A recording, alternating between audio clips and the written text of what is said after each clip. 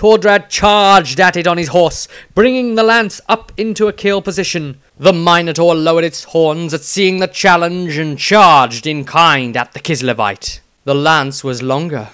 It impacted first, momentarily picking the Minotaur up off of the ground as it deeply impaled the beast's shoulder. It rolled in maddened bloodlust and tugged the lance out of Tordrad's hand, throwing it aside. Tordrad quickly reached for his shield, but it was not in time. The Minotaur's axe was coming across, directly aimed for Tordrad's neck. The speed and technique of the creature's strike was perfect. The perfect killing blow. Tordrad was left exposed for those few seconds as the world seemed to slow down for him. He knew that he was dead, that he had failed to protect the wizard, that he had failed to return to his people with his head held high again. None of it would matter now. He accepted his fate, that he and the Minotaur were alone in this battle, and the Minotaur had won. However, he was not alone. Avalanche had perceived the threat and rose its front end upward in a split second of timing to make the axe miss its target by very little. The cold rush of draft across the Ch11's neck proved how close the blow had been. Quickly, he came to his senses as Avalanche neighed ferociously, as if in defiance. The horse brought its front hooves down hard on the Minotaur's arm, breaking it in 3 places from the impact. The great creature had been put to one knee.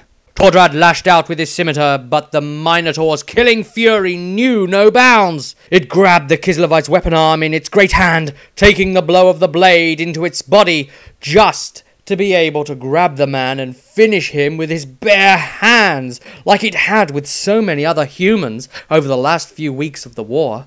Before it could land a blow that would have rendered Tordrad from consciousness and perhaps his head from his shoulders, a crossbow bolt shot out from the undergrowth and struck the beast in the side of its neck. It gurgled and collapsed dead immediately.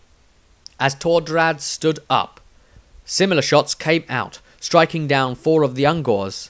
The combination of this and seeing the Minotaur's lifeblood pumping out of its corpse had been too much for the remainder of the ambushers, and they fled. As another round of bolts sounded out and fell 2 more of them.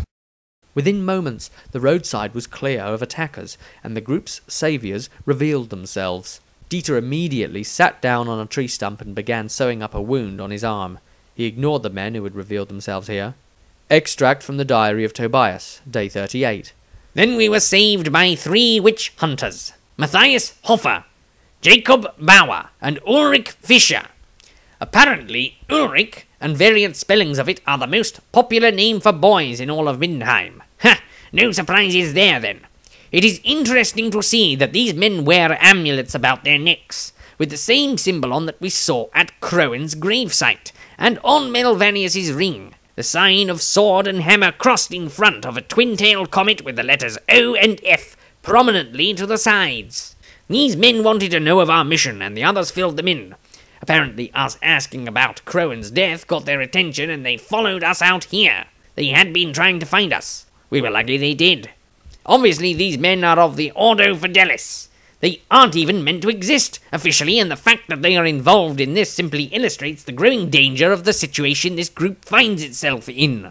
I write this in the hope that when I bring this diary back safely with me to take my leave from Maestro and the group permanently, that the contents of the book reflect the danger of my duty, beyond even the job description, that perhaps there might be a bonus waiting in my wages. The men are to accompany us back to Middenheim anyway. They are keen for us to get the skull away from the forest, out of enemy hands.